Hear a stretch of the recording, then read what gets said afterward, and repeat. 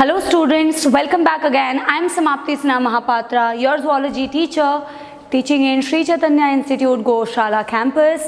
We are at the end of the chapter animal tissues. We are left with muscular tissue and nervous tissue, very small, described in NCERT. Let's quickly finish up these topics. So today's topic, we are going to start with the muscular tissue, talking as usual about the origin of the muscular tissue beta. It is mesodermal in origin. Epithelium was ecto-meso-endo, connective tissue was mesodermal, and your muscular tissue is also mesodermal in origin with some exception. Muscles of iris, ciliary body muscles, ciliary muscles in your eye, myoepithelial cells of mammary gland, with these exceptions being ectodermal in origin, remaining the muscles are mesodermal in origin. Now students, this is a section, transverse section of a muscle. I hope we have discussed some bits also in the locomotion and movement chapter, but let's just quickly brief it here also, and we are then going to do a comparative of the three types of muscles mentioned in this chapter: skeletal, smooth and cardiac muscles. Before that, if I want to make a section through a skeletal muscle specifically, suppose through this part of bicep, I have made a section beta around the whole muscle, this whole muscle, around the whole muscle there is a connective tissue, that is epimysium. So epimysium is a dense irregular connective tissue that we have already discussed about. It's a dense irregular connective tissue around the whole muscle. But around the whole muscle, inside the whole muscle, you have got several bundles. These bundles, big circles inside this biggest circle is called as the muscle bundles, where I have written yes. These circles are called as the fascicles or the muscle bundle. And just like your whole muscle is surrounded by a connective tissue, epimysium, your muscle bundles are also surrounded by a connective tissue, perimysium. Now since this diagram is given in your locomotion and movement chapter beta, this diagram becomes quite important. So epimysium around the whole muscle, perimysium around the muscle bundle, but this is perimysium around the muscle bundle. But beta, the connective tissue which is present in the collagenous substance which is present in between these muscle bundle, the collagenous substance that connects these muscle bundle together, this collagenous substance is called as fascia. So fascia is a collagenous substance present in between the muscle bundle. Now when you look at the internal structure of a single muscle bundle, you will see the anatomical unit of the muscles. These anatomical unit of the muscles are called as muscle fiber. I have written the anatomical unit of muscle is muscle fiber, and a connective tissue around the muscle fiber is called as endomysium. Did you get it? Epimysium around the whole muscle, perimysium around the muscle bundle, and endomysium around the muscle fiber. And the muscle fiber are the one whose structure we make, and the muscle fiber is actually beta, the plasma membrane of muscle fiber is called as sarcolemma. So sarcolemma is present immediately around the muscle fiber, and then you have a connective tissue, that's endomysium. And inside the anatomical unit of muscle fiber, the muscle fiber being the anatomical unit, you will see some dotted structure. These dotted structure which are the actin and myosin filament, the contractile protein is called as myofilament or myofibrils. Now this is a brief introduction to this section of the muscle. Now we are going to discuss the comparative of skeletal, smooth and cardiac muscle which is given in this chapter. So in our body we have majorly got three types of muscle fiber that I have done in a comparative form, so you have to study in a comparative way itself. Parameter is there, skeletal muscle, smooth muscle and cardiac muscle. Now whatever is the muscles beta, there are some properties of muscles, like can muscles show elasticity? Yes. Are the muscles extensible? Yes. Are the muscles excitable? Yes. Are the muscles contractile? Yes. So contractibility, excitability, elasticity and extensibility are the properties of your muscle fiber. Now discussing each of these muscle fibers separately with their parameter. The very first parameter I have written is the muscle fiber, and in case of these skeletal muscles I have written that the muscle fibers are cylindrical but they are unbranched. In case of smooth muscles I have written fusiform or spindle shape, but it is also unbranched. In case of cardiac muscle, it is cylindrical but it is branched. You very well know, I have not made the diagram, but just for a brief idea, the muscle fiber of the skeletal muscles looks like this, cylindrical. and they have some bands also. That is why they are called as striated muscles. But in case of smooth muscles, the muscle fiber appears like this. Central nuclei. Fusiform or smooth. Fusiform or spindle shaped, tapered at both the ends, and also unbranched. This is also unbranched. But in case of cardiac muscle, you will see that the muscle fibers are like this. This is definitely cylindrical, but it is having branches. So yes, cylindrical, unbranched. This is fusiform or spindle shape, but it is also unbranched. Cardiac muscle is cylindrical, but it is branched. Now talking about the next point about the nucleus. The skeletal muscles are multinucleated and the nucleus is located at the peripheral position, beta. If you look at the muscle fiber, the nucleus is located along the peripheral sides. So a single muscle fiber has a multiple nucleated condition. You know what? The cells get fused together, and that's the reason why the cytoplasm is common and multinucleated stage is seen. This condition is also called as syncytium. You know very well that when the cytoplasm get fused, of the cytoplasm of the cells get fused, and it appears multinucleated, this condition is called as syncytium, seen in case of the skeletal muscles, because your smooth muscles are uninucleated and the position of the nucleus is in the center, and in the same way the cardiac muscles are uninucleated, the position is in the center. Talking about striation, which is a very, very important point, because the skeletal muscles are called as striated muscles because they have got prominent dark and light bands due to the arrangement of the actin and myosin filament, and due to the reason that they have prominent dark and light bands, they are called as striated. But there is also one more term beta used for the skeletal muscles, that is stripped. Either you call your skeletal muscles as stripped muscles or you call it as striated muscles. That's the same thing. So prominent dark and light bands. But smooth muscles are called as smooth because they don't have any striations. Since they lack any kind of striations, so they are smooth muscles, or they are also called as striations absent, so they are called as unstripped muscles. But a very important point to note here is about the cardiac muscles. Why? Because the cardiac muscles also show some faint striations, and hence since they show faint striations, whenever the question is asked about striated muscles, what mistake you people usually do is striated strikes skeletal muscles. But no, it is not only the skeletal muscles where the striations are present. Yes, definitely prominent dark and light bands are there, but in case of cardiac muscles also faint striations are there, so they are also striated muscles. So keep in mind, whenever striated muscles are asked, both characteristics has to be analyzed. All right, now talking about their nature. Obviously skeletal muscles are voluntary, smooth muscles are involuntary in nature, and your cardiac muscles are also involuntary in nature. Now talking about their blood supply. Yes, the skeletal muscles are supplied with enormous large amount of blood, the smooth muscles are supplied with less amount of blood, but the cardiac muscles are provided with abundant of blood. What is the reason of blood supply? Now you know very well that blood supply means to provide with nourishment or nutrition. Talking about the skeletal muscles, they contract very fast.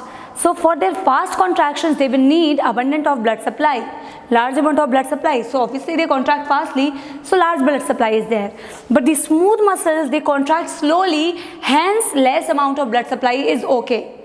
But the cardiac muscles, they show rapid contraction, the fastest of all, pumping the blood to the all body parts, hence the blood supply to the cardiac muscle is also abundant.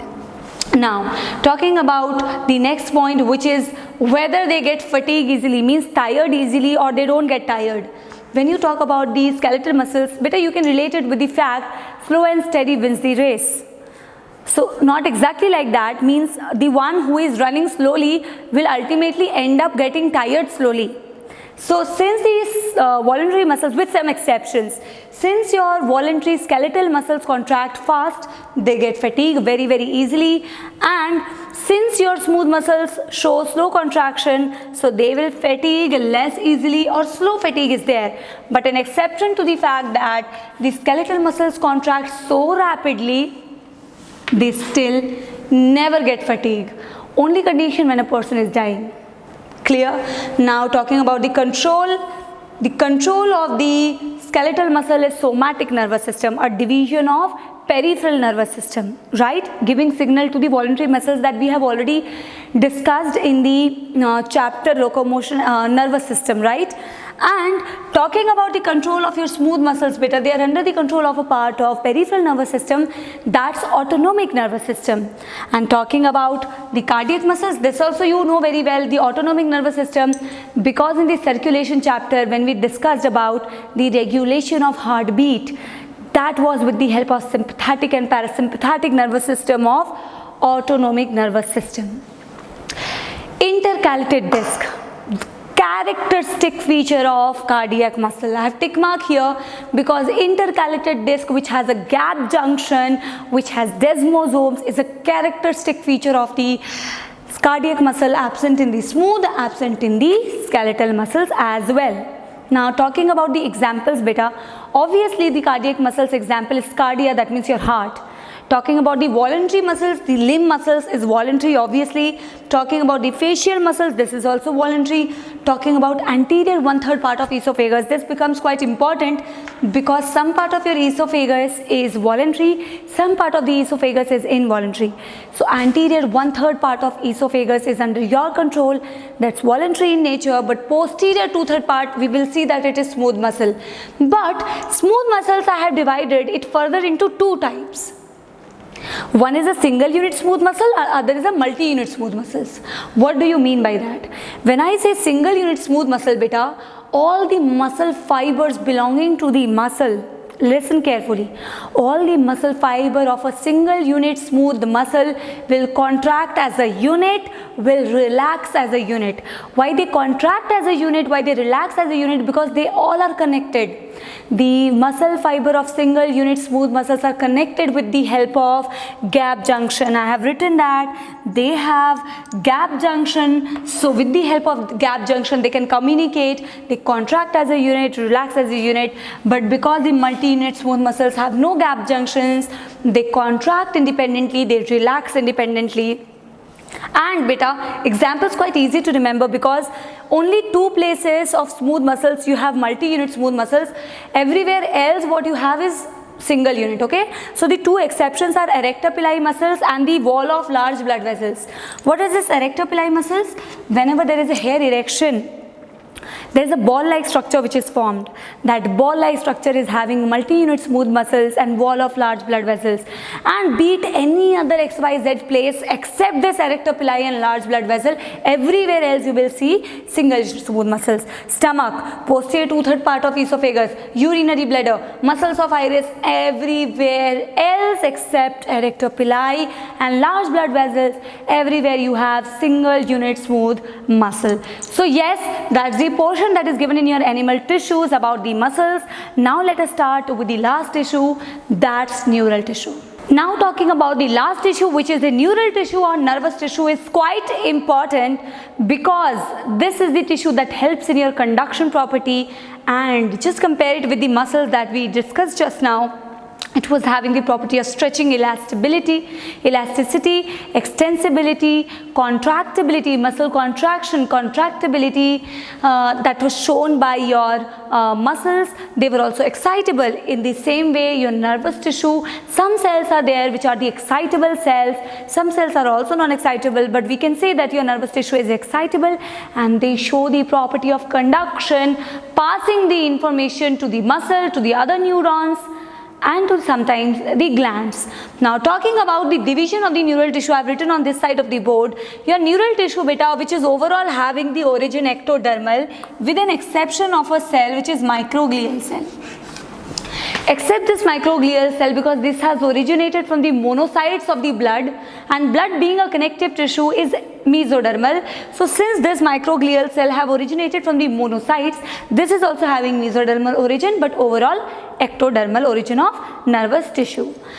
Talking about the division of the neural tissue, it is divided as the neuron and glial cells. Neurons are the excitable cells of your nervous tissue, longest cell of the body, excitable cells, structural and functional unit of the nervous tissue is your neuron. whereas there are some non-excitable cells called as the glial cells, like the one which mentioned above, the phagocytic cell, microglial cells like oligodendrocytes, like astrocytes, like Schwann cells, very commonly heard as Schwann cells, are examples of the glial cells which are non-excitable cell, which will just help in support and packaging of your nervous tissue. First, we are going to discuss about the structure of the neuron that we are studying since childhood, okay? So when you talk about the neuron structure, beta, it has got three basic structures. The one where all the processing is taking place, where a central nucleus is present, is called as the cell body. Soma, soma means circular, cyton and perikaryon. Why it is called as perikaryon? Peri means around, karyo means nucleus. So around the nucleus what you have is cytoplasm. So cell body, soma, cyton is this part. And in this part only what you have is these dotted thing that you see. In NEET 2016 it was a question that Nissel's granules are composed of what? So these Nissel's granules which you can see prominently in the cell body part are nothing but the aggregation of RER and ribosomes. So helping in the protein synthesis. But this Nissel's granule is not only seen in the processing part, that is the cell body, but also seen in some short protoplasmic extensions which are called as dendrites. These dendrites are the afferent processes. Afferent means which is going to bring the information where? To the cell body. Not only your Nissel's granules are present in the cell body, beta, they are also present in the dendrites. Very, very important. They are also present in the dendrites, but they are totally absent from the longest protoplasmic process called as axon. This longest protoplasmic process called as axon lacks the Nissel's granule. Is it clear? A conical part of the perikaryon, which you can see this conical part of the perikaryon, beta, this is called as axon hillock, and axon hillock is the region from where axon is going to start. Now the region from where the axon is starting towards the close, this part of the axon, beta, which is close to the cell body, this is called as the proximal part of the axon, and the end part is called as distal part of the axon. Now obviously axon's plasma membrane, this white one, the axon's plasma membrane will be called as axolemma. But axon always terminates as finger-like projections like this, not the finger-like projection, I would say, branches. So these branches where you see in the axon terminal, this is called as axon terminal, or it is called as axon arborization.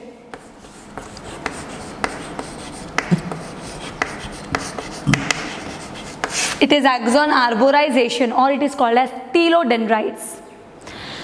Now looking at the end part only, you have got several synaptic knobs. Inside these synaptic knobs you have got synaptic vesicles. Inside the synaptic vesicles, a very important thing, because these are the chemicals which are actually helping in the conduction, because most of the processes of synapse, which is a junction between two neurons, the information is passed in the form of chemical, and those chemicals are called as neurotransmitters filled inside these synaptic vesicles present inside these synaptic knobs. Now look at this part. But not all the neurons look like this, okay? When I will be telling you about different types of neuron, you will see that some neurons are multipolar, some are unipolar, some are pseudo-unipolar. When you look at this structure, this is a structure of a myelinated neuron and a multipolar neuron. Multipolar neuron are very commonly seen in our cerebral cortex. And since this is a myelinated neuron, you are going to see a myelin sheath. That's a lipid-enriched sheath. That lipid-enriched sheath, myelin sheath, is this yellow one, which is not a continuous layer. This myelin sheath that covers the axon like this, beta, there are certain intervals where this myelin sheath is broken and not present actually. That point is called as nodes of Ranvier, through which free conduction can take place. When I will be telling you about the glial cells, beta, you will see that there are two glial cells. Right now also you can understand Schwann cells and oligodendrocytes. If it is the neuron of the central nervous system, the myelin sheath will be formed by oligodendrocyte. Just note it down here.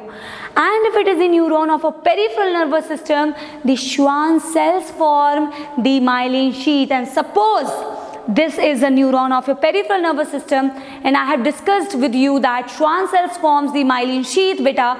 Remember, wherever Schwann cells will be present, the outer membrane of Schwann cell is called as neurilemma. Do you see? This outer purple layer is the neurilemma, which is the plasma membrane of the Schwann cell, and this Schwann cell secretes myelin sheath inside. So this is the myelin sheath. But in case of central nervous system, myelin sheath will be present. But since Schwann cells do not form myelin sheath in central nervous system, hence if it is a myelinated neuron in case of central nervous system, you will not see neurilemma, because oligodendrocytes outer membrane is not called as neurilemma. Only the Schwann cells plasma membrane is neurilemma. So from outside to inside, you can tell me the layer.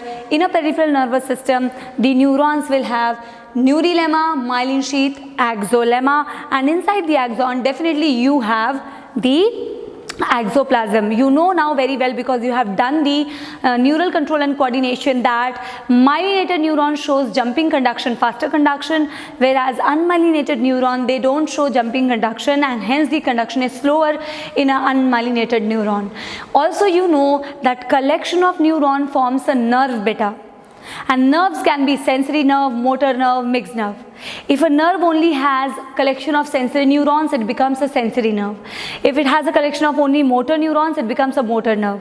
But the spinal nerves that we discussed were all mixed type, because a nerve which is having both sensory and motor neurons, they become mixed type of nerves. Alright, and obviously sensory neuron and motor neuron means what beta? Sensory neuron is an afferent neuron that carries the information from the receptor to the brain.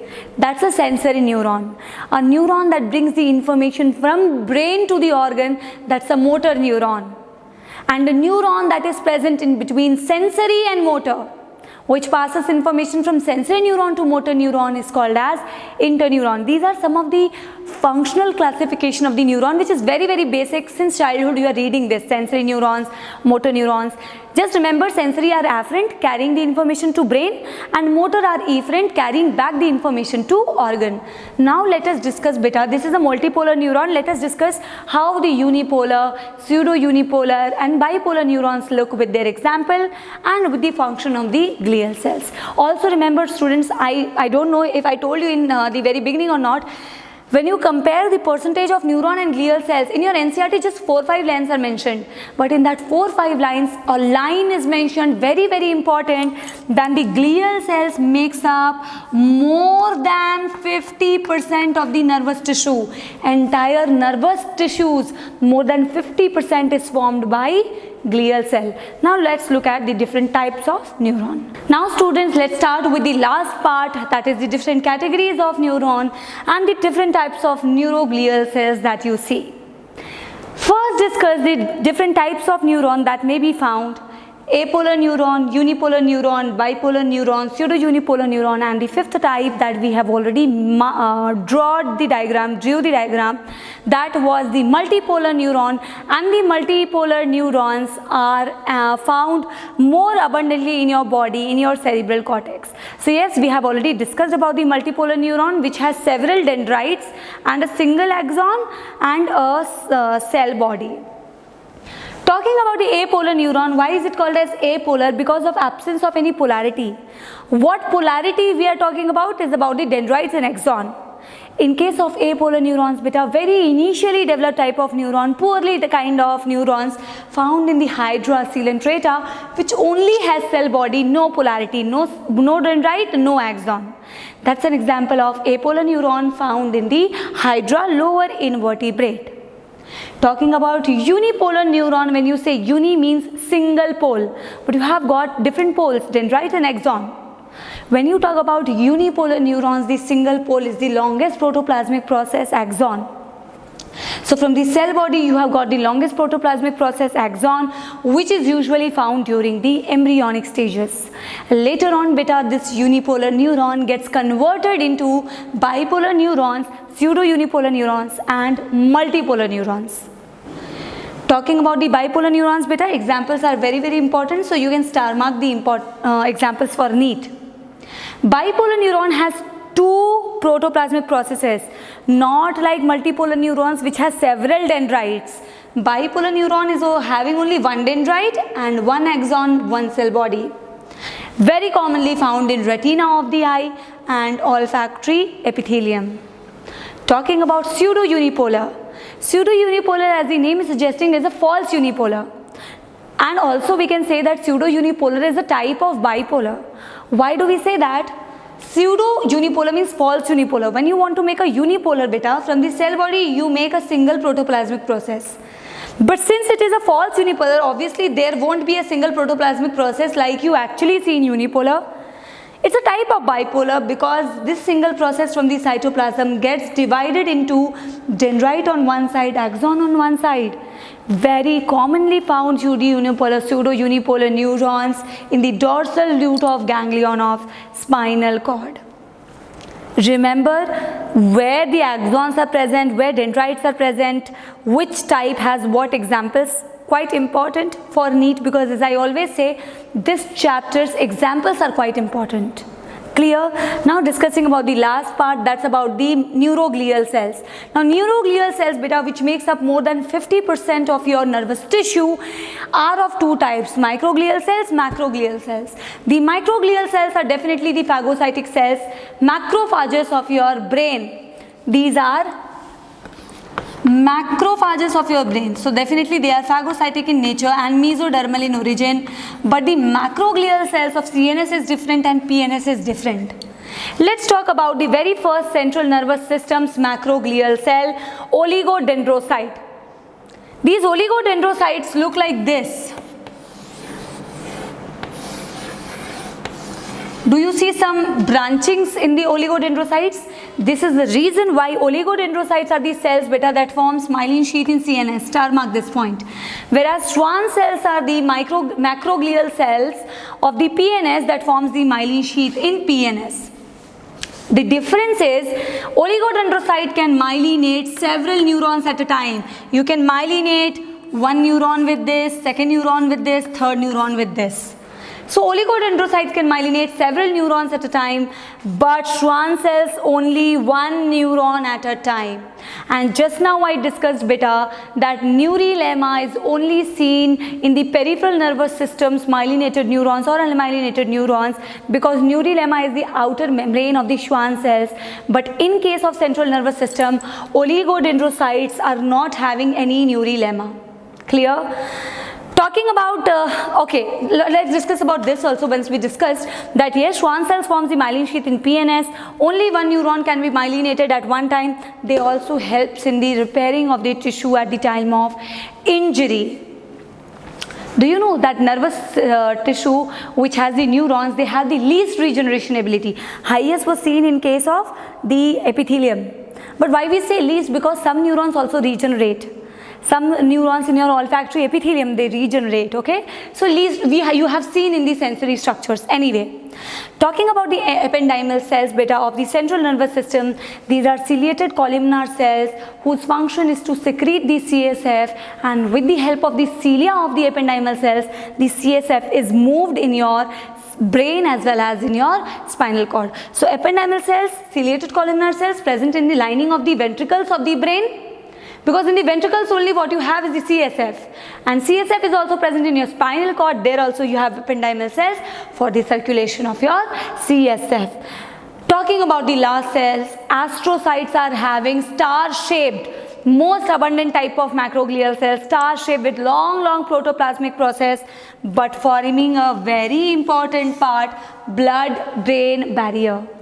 And we have already discussed that this blood-brain barrier is having something called as cell junctions, the tight junctions, to prevent any kind of leakage. So yes, these are some of the neuroglial cells of your central nervous system and peripheral nervous system. Even if we have discussed so much, please read the 10 lines given in your NCERT as well. That's how we finish this interesting chapter, animal tissues or structural organization in animals. I wish all of you all the very best for your NEET examination, which is now scheduled to be on 26th of July. I know you are going to be very good doctors in near future.